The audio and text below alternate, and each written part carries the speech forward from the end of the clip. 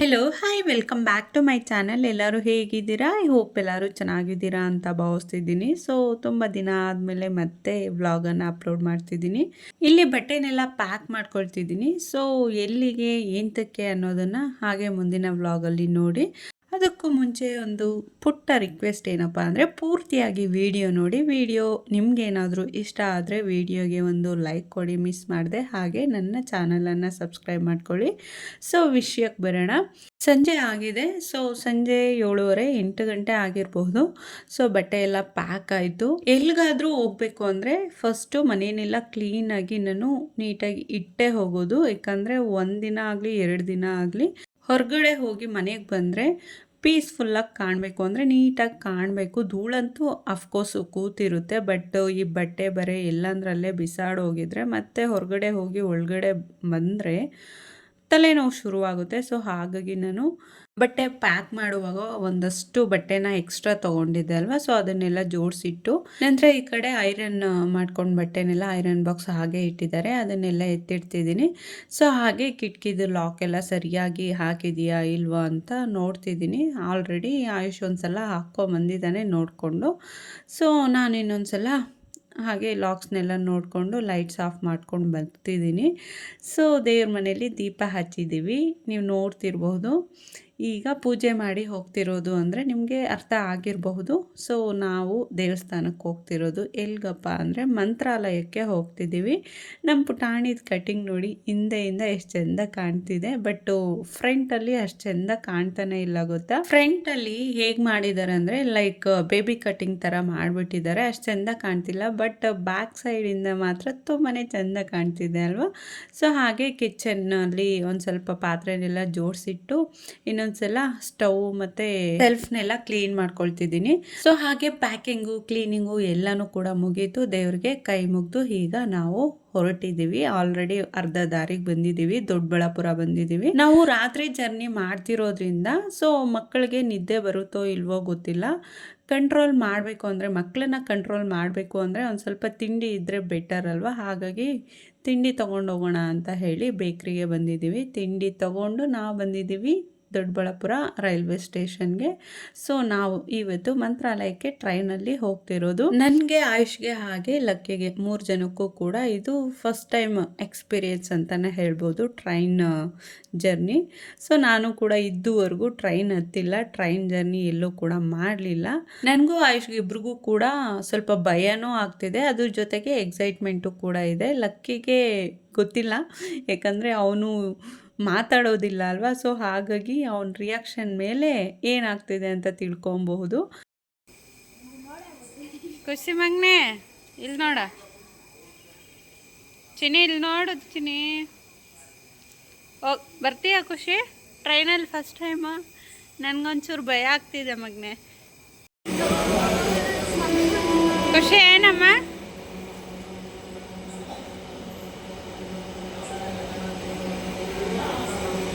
ಖುಷಿ ಮಗ್ನೆ, ಖುಷಿ ಚಿನಿ ತಿನ್ನೋದ್ರಲ್ಲಿ ಬ್ಯುಸಿ ಆಗಿದೆಯಾ ನೀನು? ಏನು ಟ್ರೈನ್ ನೋಡಿ ನಗ್ತಿದೆ ಎಲ್ಲಮ್ಮ ಟ್ರೈನು? ಖುಷಿ ನಮ್ಮ ಖುಷಿ ತಿನ್ನೋದ್ರಲ್ಲಿ busy. Birthday boy Khushi, wish you happy birthday. Happy birthday Chini. Cake ಎಲ್ಲಮ್ಮ? ಕೇಕಲ್ಲಿ ಕೇಕಲ್ಲಿ ಕೇಕಲ್ಲಿ ಮಗ್ನೆ? ಅಜ್ಜನ್ಸು ಕೇಕ್ ಅದು ಬೀಳ್ತೀಯ, ನೋಡಬಾರ್ದು.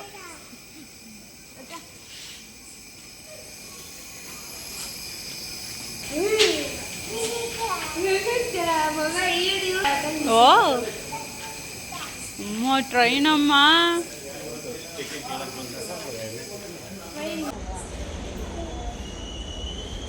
ಟ್ರೈನು ಟ್ರೈನಮ್ಮ.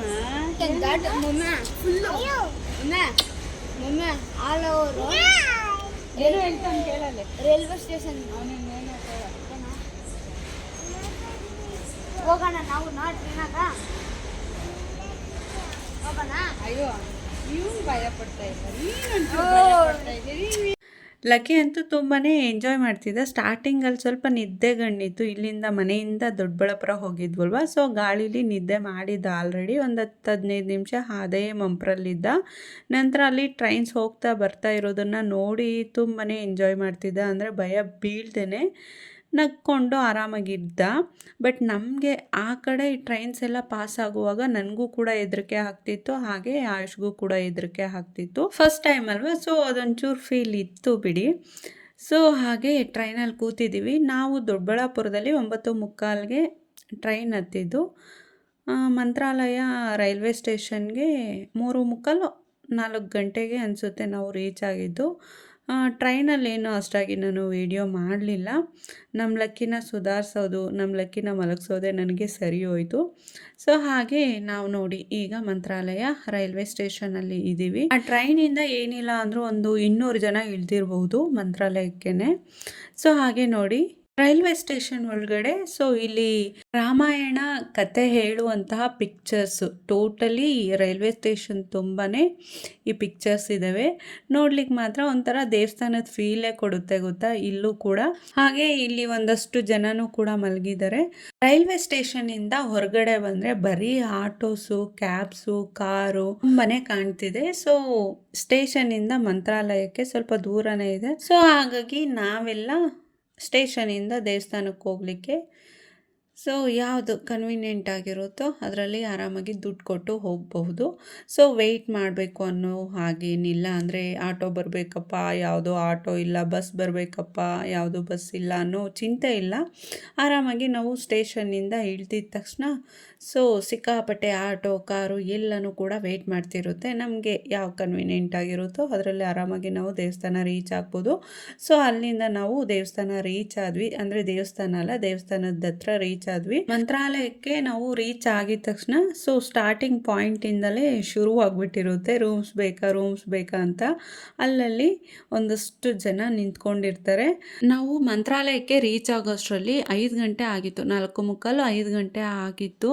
ಆ್ಯಕ್ಚುಲಿ ನಾವು ಅಂದ್ಕೊಂಡಿದ್ದು ದೇವಸ್ಥಾನದ್ದು ಹೊರಗಡೆ ಸೊ ಅಲ್ಲಿ ಮಲಗಬೇಕು, ಅಲ್ಲಿ ಟೈಮ್ ಸ್ಪೆಂಡ್ ಮಾಡಬೇಕು ಅಂದ್ಕೊಂಡಿದ್ದು. ಸ್ವಲ್ಪ ಬೇಗನೆ ಹೋಗ್ತೀವಿ ಅಂದ್ಕೊಂಡ್ರೆ ಸ್ವಲ್ಪ ಲೇಟ್ ಆಗೋಯಿತು. ಪ್ಲಸ್ ಅದ್ರ ಜೊತೆಗೆ ಟ್ರೈನಲ್ಲಿ ಅಷ್ಟಾಗಿ ಆಯುಷು ಕೂಡ ಕಣ್ಮೇಲೆ ರೆಪ್ಪೆ ಹಾಕಲಿಲ್ಲ, ಅಂದರೆ ನಿದ್ದೆ ಮಾಡಲಿಲ್ಲ. ಮತ್ತು ಲಕ್ಕಿನೂ ಕೂಡ ನಿದ್ದೆ ಮಾಡಲಿಲ್ಲ. ಸೊ ಇವರಿಬ್ಬರಿಂದ ನಾವೂ ಕೂಡ ನಿದ್ದೆ ಮಾಡಲಿಲ್ಲ. ಹಾಗಾಗಿ ಫುಲ್ ಟಯರ್ಡ್ ಅನ್ನಿಸ್ಬಿಟ್ಟಿತ್ತು. ಇನ್ನು ನಾವು ದೇವಸ್ಥಾನದ ಹೊರಗಡೆ ಜಾಗ ಇರುತ್ತಲ್ವ, ಮಲಗೋ ಜಾಗ, ಅಲ್ಲಿಗೆ ಹೋದರೆ 5:30 5:45ಗೇನೋ ಎಲ್ಲರನ್ನೂ ಕೂಡ ಹೆಬ್ಬರಿಸಿ ಕಳಿಸ್ತಾರೆ. ಸೊ ಹಾಗಾಗಿ ಹೋದರೂ ಕೂಡ ಒಂದು 1/2 hour ಅಷ್ಟೇ, ಮತ್ತೆ ಎದ್ದು ಬರಬೇಕು ಅಂತ ಹೇಳಿ ನಾವು ಹೋಗಲಿಕ್ಕೆ ಹೋಗಲಿಲ್ಲ. ಡೈರೆಕ್ಟ್ ರೂಮಿಗೆ ಬಂದು 1-2 hour ರೆಸ್ಟು ಮಾಡಿ ನಂತರ ನಾವು ದೇವಸ್ಥಾನಕ್ಕೆ ಹೋಗೋಣ ಅಂತ ಹೇಳಿ ರೂಮ್ ಬುಕ್ ಮಾಡ್ಕೊಂಡ್ಬಂದ್ವಿ. ನೀವು ನೋಡ್ತಿರ್ಬಹುದು ರೂಮು ತುಂಬಾ ಚೆನ್ನಾಗಿತ್ತು, ಕ್ಲೀನಾಗಿತ್ತು. ಮೇಯ್ನಾಗಿ ವಾಶ್ರೂಮ್ ಅಂತೂ ತುಂಬಾ ಕ್ಲೀನಾಗಿತ್ತು ಗೊತ್ತಾ. ಸೊ ಕಡಿಮೆ ಬಾಡಿಗೆಗೇ ಸಿಕ್ತು ನಮಗೆ ಆ್ಯಕ್ಚುಲಿ ಈ ರೂಮು. ಯಾಕಂದರೆ ನಾವು ಹೋಗಿದ್ದಿದ್ದು ಸಂಡೇ. ಇಲ್ಲಿ ನೋಡಿ ಪ್ರತಿಯೊಂದು ರೂಮಲ್ಲೂ ಕೂಡ ರಾಯರ್ ಫೋಟೋ ಅಂತೂ ಕಂಪಲ್ಸರಿ ಹಾಕಿದ್ರು. ಸೊ ಆ್ಯಕ್ಚುಲಿ ಹೇಳ್ತಿದ್ನಲ್ವ ರೂಮ್ ಬಾಡಿಗೆ ವಿಷಯ. ಸೊ ಅವರು ಹೇಳಿದ್ರು ವೀಕೆಂಡಲ್ಲಾದರೆ ನಾವು ಇವತ್ತು ಪೇ ಮಾಡಿರೋಂತಹ ಬಾಡಿಗೆಗಿಂತ 3 ತಗೊಳ್ತಾರಂತೆ. ಸೊ ಅದ್ರ ಜೊತೆಗೆ ರಾಯರ ವಿಶೇಷ ದಿನ ಇರುತ್ತಲ್ವ, ಅಂದರೆ ಗುರು ಪೂರ್ಣಮಿ, ಏಕಾದಶಿ ಈ ಥರ ದಿನಗಳಲ್ಲೂ ಅಷ್ಟೇ. ಸೊ ನಾವು ಇವತ್ತು ಕೊಟ್ಟಿರುವಂತಹ ದುಡ್ಡಿಗಿಂತ 2-3 ಆ ರೀತಿ ತಗೊಳ್ತಾರಂತೆ. ಇದೆಲ್ಲ ಎಂತಕ್ಕಪ್ಪ ಹೇಳ್ತಿದ್ದೀನಿ ಅಂದರೆ ಜಸ್ಟ್ ಇನ್ಫಾರ್ಮೇಷನ್ಗೋಸ್ಕರ ನಿಮಗೆ ಹೇಳ್ತಿದ್ದೀನಿ. ಒಂದು ಐಡಿಯಾ ಇರಲಿ, ಹೊಸದಾಗಿ ಯಾರೆಲ್ಲ ಮಂತ್ರಾಲಯಕ್ಕೂ ಹೋಗ್ತೀರಾ ಸೊ ಅವ್ರಿಗೆಲ್ಲ ಒಂಚೂರು ಐಡಿಯಾ ಇರಲಿ ಅಂತ ಹೇಳಿ ನಾನು ಇದನ್ನೆಲ್ಲ ನಿಮ್ಮ ಹತ್ರ ಶೇರ್ ಮಾಡ್ಕೊಳ್ತಿದ್ದೀನಿ. ಪುಟಾಣಿ ವಿಚ್ ಹ್ಯಾಪಿ ಬರ್ಡೇ ಚಿನ್ನಾರಿ. ನಾವು ಮಂತ್ರಾಲಯಕ್ಕೆ ಬರೋ ಮೇನ್ ಕಾರಣನೇ ಲಕ್ಕಿ ಬರ್ಡೇ. ಸೊ ಲಕ್ಕಿ ಬರ್ಡೇಗೋಸ್ಕರನೇ ನಾವು ಮಂತ್ರಾಲಯಕ್ಕೆ ರಾಯರನ್ನು ನೋಡಲಿಕ್ಕೆ ಬಂದಿದ್ದೀವಿ. ಸೊ 5 ಗಂಟೆಗೆ ಬಂದ್ವಿ ಅಂತ ಹೇಳಿದ್ನಲ್ವ, 2 hours ನಾವು ನಿದ್ದೆ ಮಾಡಿದ್ವಿ.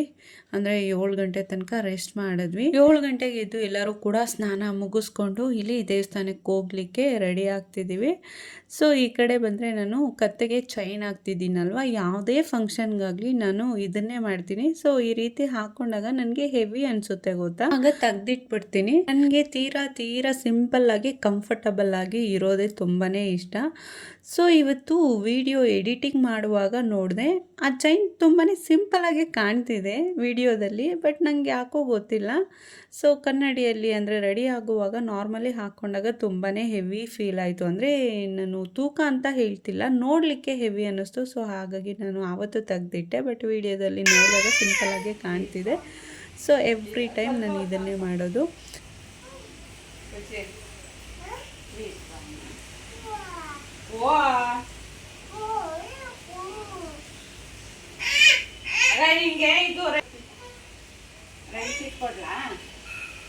ಒಮ್ಮೆ ರಾತ್ರಿ ಎಲ್ಲ ನೋಡೋಣ, ರಾತ್ರಿ ಎಲ್ಲ ನೋಡೋಣ, ಕೊಡ್ಬೇಡ.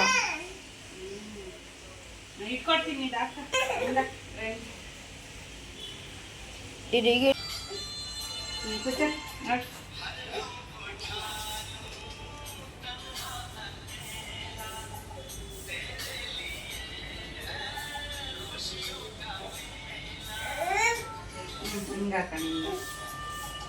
ಹಿಂಗಾಕಣ್ಬೇಕು ಪ್ಲೀಸ್ ಅಮ್ಮ ಪ್ಲೀಸ್.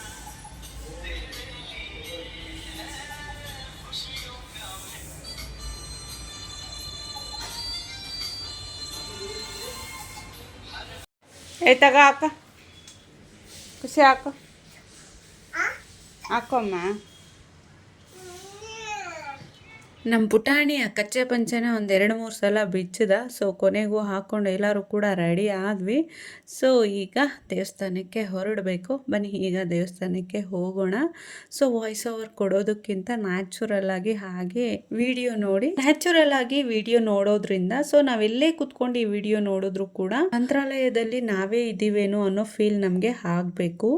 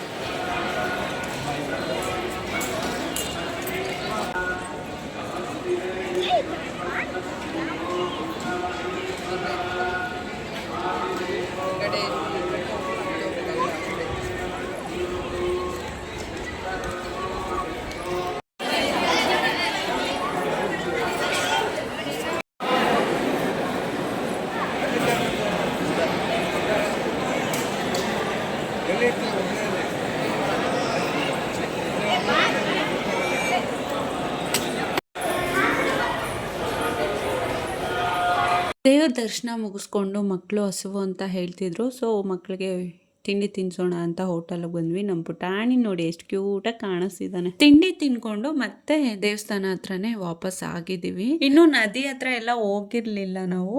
ಸೊ ನದಿ ಎಲ್ಲ ನೋಡಬೇಕಿತ್ತು. ನದಿನೆಲ್ಲ ನೋಡಿಕೊಂಡು ಇನ್ನೊಂದು ಸ್ವಲ್ಪ ಹೊತ್ತು ಹಾಗೆ ದೇವಸ್ಥಾನ ಹತ್ರನೇ ಕೂತ್ಕೊಂಡು ಬರೋಣ ಅಂತ ಹೇಳಿ ಮತ್ತೆ ದೇವಸ್ಥಾನ ಹತ್ರನೇ ಬಂದ್ವಿ. ನಮ್ಮ ಲಕ್ಕಿ ಪುಟಾಣಿ ನೋಡಿ ಹೇಗೆ ಕಾಣಿಸ್ತಿದ್ದಾನೆ. ಲೈಕ್ ಈ ಆಂಧ್ರದಲ್ಲಿ ಫೋಕ್ ಡ್ಯಾನ್ಸರ್ಸ್ ಎಲ್ಲ ಇದೇ ರೀತಿ ನೋಡಿ ಡ್ರೆಸ್ ಮಾಡ್ಕೊಳ್ಳೋದು.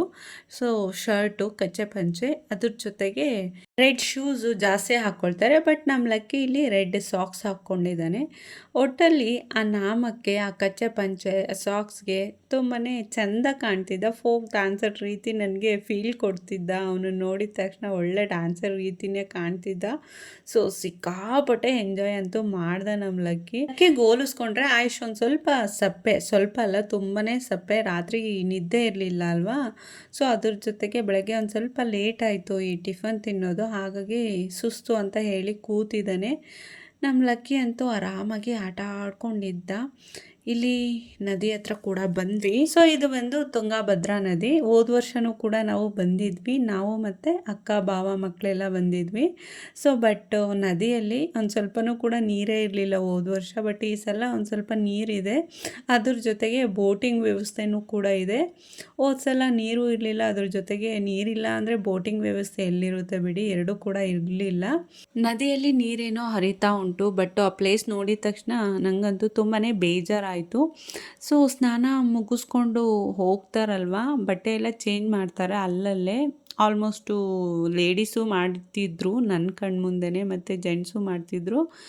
ಬಟ್ ಈ ಇನ್ನೋವೇಸ್ ಎಲ್ಲ ಆಲ್ಮೋಸ್ಟು ಎಲ್ಲಂದ್ರೆ ಅಲ್ಲೇ ಬಿಸಾಡಿಬಿಟ್ಟಿದ್ದಾರೆ ಗೊತ್ತಾ. ಅದ್ರ ಜೊತೆಗೆ ಇನ್ನೊಂದು ಅಸಹ್ಯ ಏನು ಅಂದರೆ ಯೂರಿನ್ ವಾಸನೆನೂ ಕೂಡ ಬರ್ತಿತ್ತು ಅಲ್ಲಿ. ಅದ್ರ ಜೊತೆಗೆ ಮೋಷನ್ನು ಕೂಡ ಅಲ್ಲಲ್ಲೇ ಮಾಡಿಟ್ಟಿದ್ರು. ಸೊ ನನಗಂತೂ ತುಂಬಾ ಬೇಜಾರಾಯಿತು. ಅಷ್ಟು ಒಳ್ಳೆ ದೇವಸ್ಥಾನ ಅಂದರೆ ಒಂದೊಳ್ಳೆ ಶಕ್ತಿ ಇರುವಂತಹ ದೇವಸ್ಥಾನ, ತುಂಬ ಜನ ನಂಬಿರುವಂತಹ ಪವರ್ಫುಲ್ ದೇವರಿರುವಂತಹ ಜಾಗ. ನಮ್ಮ ಸಂಸ್ಕೃತಿ ಏನು ಗೊತ್ತಾ, ನಮ್ಮ ಸಂಸ್ಕಾರ ಏನು ಗೊತ್ತಾ, ಐ ಮೀನ್ ಇಂಡಿಯನ್ ಸಂಸ್ಕೃತಿ ಅಂದರೆ ಪಂಚಭೂತಗಳಿಗೂ ಸಹ ನಾವು ದೇವ್ರಿಗೆ ಯಾವ ಸ್ಥಾನನ ಕೊಟ್ಟಿರ್ತೀವೋ ಅದೇ ಸ್ಥಾನನ ಕೊಟ್ಟಿರ್ತೀವಿ. ಅಂದರೆ ಭೂಮಿಗೂ ನಾವು ಪೂಜೆ ಮಾಡ್ತೀವಿ, ಸೊ ಗಾಳಿಗೂ ನಾವು ಪೂಜೆ ಮಾಡ್ತೀವಿ, ನೀರಿಗೂ ಸಹ ನಾವು ಪೂಜೆ ಮಾಡ್ತೀವಲ್ವ. ಸೊ ಇಂಥ ಪವಿತ್ರವಾದ ಸ್ಥಳದಲ್ಲಿ ಸೊ ಈ ರೀತಿ ಗಲೀಜು ಮಾಡಿಟ್ಟಿದ್ದಾರಲ್ವ, ಆ ಜನಕ್ಕೆ ಏನು ಅನ್ಬೇಕು ಹೇಳಿ. ಮಿನಿಮಮ್ ಕನಿಷ್ಠ ಅಂದರೆ ಈ 100% ಅಲ್ಲ, ಅಟ್ಲೀಸ್ಟು 10% ಆದರೂ ಜ್ಞಾನ ಇಟ್ಕೊಂಡೇ ಬಂದಿರ್ತಾರಲ್ವ. ಸೊ ಈ ರೀತಿ ನಾವು ಎಲ್ಲಂದ್ರಲ್ಲೇ ಎಲ್ಲನೂ ಕೂಡ ಬಿಸಾಡಿ ಹೋದರೆ ಆ ರಾಯರು ನಮ್ಮನ್ನು ಕ್ಷಮಿಸ್ತಾನ ಅನ್ನೋದಾದರೂ ಮಿನಿಮಮ್ ಕಾಮನ್ ಸೆನ್ಸ್ ಇರಬೇಕು. ದೊಡ್ಡವರು ಹೇಳ್ತಾರೆ ಅಂದರೆ ಕಾಮನ್ ಆಗಿ ದೇವಸ್ಥಾನಕ್ಕೆ ಹೋದಾಗ ನಾವೇನಾದರೂ ಚಪ್ಪಲಿ ಮರ್ತು ಬಂದರೆ, ಇಲ್ಲಾಂದರೆ ಚಪ್ಪಲಿ ಏನಾದರೂ ದೇವಸ್ಥಾನದಲ್ಲಿ ಕಳ್ತನ ಆದರೆ ಆ ಚಪ್ಪಲಿ ಜೊತೆಗೇನೆ ನಮ್ಮ ದರಿದ್ರನೂ ಕೂಡ ಹೋಗ್ಬಿಟ್ಟಿರುತ್ತೆ ಅಂತ ಹೇಳ್ತಾರೆ. ಮೇ ಬಿ ಈ ಮಾತನ್ನ ಕೆಲವೊಬ್ರು ಬೇರೆ ರೀತಿನೇ ಅರ್ಥ ಮಾಡ್ಕೊಂಡಿರ್ಬೇಕು. ಸೊ ಹಾಗಾಗಿ ಚಪ್ಪಲಿ ಬದಲು ಅವರು ಇನ್ನೋವೇಸ್ ಎಲ್ಲ ಬಿಟ್ಟು ಹೋಗಿದ್ದಾರೆ ಇಂಥ ಪವಿತ್ರವಾದ ಸ್ಥಳದಲ್ಲಿ. ಸೊ ನಾವೇನು ಹೇಳಲಿಕ್ಕಾಗಲ್ಲ, ಅವರೇನೆ ಅರ್ಥ ಮಾಡ್ಕೊಬೇಕು ಬುದ್ಧಿ ಇರೋರಾದರೆ. ಸೊ ಹಾಗೆ ಇಲ್ಲಿ ಮೆಹಂದಿ ಹಾಕ್ಕೊಳ್ಳೋಣ ಅಂತ ಬಂದರೆ ಇಲ್ಲಿ ಪುಟ್ಟ ಹುಡುಗಿ ಒಂದು ಕೂತಿದ್ಲು, ಅವಳನ್ನು ಮಾತಾಡ್ಸ್ಕೊಂಡು ಹಾಗೆ ಮೆಹಂದಿನೂ ಕೂಡ ಹಾಕಿಸ್ಕೊಂಡೆ. ಹಾಗೆ ರಾಯರ ಫೋಟೋನು ಕೂಡ ತೊಗೊಂಡಿದ್ದೀನಿ. ಹೋದ ಸಲ ಒಂದು ಚಿಕ್ಕದಾದಂತಹ ಐಡೋಲ್ನ ಕೂಡ ತೊಗೊಂಡಿದ್ದೆ, ಈ ಸಲ ಫೋಟೋನ ತೊಗೊಂಡಿದ್ದೀನಿ. ಸೊ ಫೋಟೋನ ತೊಗೊಂಡು ಮತ್ತೆ ರೂಮ್ ಕಡೆ ಬರ್ತಿದ್ದೀವಿ. ಬಟ್ಟೆ ಎಲ್ಲ ಚೇಂಜ್ ಮಾಡಿಕೊಂಡು ಹೋಗೋಣ ಅಂತ ಹೇಳಿ ಪಾರ್ಕ್ ಇದೆಯಂತೆ, ಪಾರ್ಕಿಗೆ ಹೋಗ್ಬೇಕಂತೆ. ಅದ್ರ ಜೊತೆಗೆ ಮ್ಯೂಸಿಯಂ ಒಂದಿದೆ ಅಲ್ವಾ, ಸೊ ಅಲ್ಲಿಗೂ ಕೂಡ ಹೋಗಬೇಕು. ಆಯುಷ್ಗೆ ಹಾಗೆ ನಮ್ಮ ಯಜಮಾನ್ರಿಗೆ ಇಬ್ರಿಗೂ ಕೂಡ ಪಂಚೆಯಲ್ಲಿ ನಡಿಲಿಕ್ಕೆ ಆಗ್ತಿಲ್ವಂತೆ. ಸೊ ನನಗೂ ಕೂಡ ಒಂದು ಸ್ವಲ್ಪ ಭಾರ ಅನ್ನಿಸ್ತಿತ್ತು ಸೀರೆ. ಸೊ ಬಟ್ಟೆನೆಲ್ಲ ಚೇಂಜ್ ಮಾಡಿ ಬರೋಣ ಅಂತ ಹೇಳಿ ರೂಮ್ ಕಡೆ ಹೊರಟ್ವಿ. ನಾವು ಉಳ್ಕೊಂಡಿದ್ವಲ್ವ ರೂಮು, ಸೊ ಆ ಲಾಡ್ಜಿಂದು ಎಂಟ್ರೆನ್ಸು ಇದು. ಇಲ್ಲಂತೂ ಸಿಕ್ಕಾಪಟ್ಟೆ ಘಮ್ ಅಂತಿತ್ತು ಗೊತ್ತಾ. ಸೊ ಗಂಧದ ಸ್ಮೆಲ್ಲು ಎಷ್ಟು ಚೆಂದ ಇತ್ತು ಅಂದರೆ ಲೈಕು ದೇವಸ್ಥಾನದಲ್ಲೂ ಕೂಡ ಅಷ್ಟು ಸ್ಮೆಲ್ ಬರ್ತಿರ್ಲಿಲ್ಲ, ಅಷ್ಟು ಚೆಂದ ಇತ್ತು ಸ್ಮೆಲ್ಲು. ಹಾಗೆ ರೂಮಿಗೆ ಬಂದು ಸೀರೆ ಎಲ್ಲ ಚೇಂಜ್ ಮಾಡಿಕೊಂಡು ಡ್ರೆಸ್ ಹಾಕ್ಕೊಂಡಿದ್ದೀನಿ.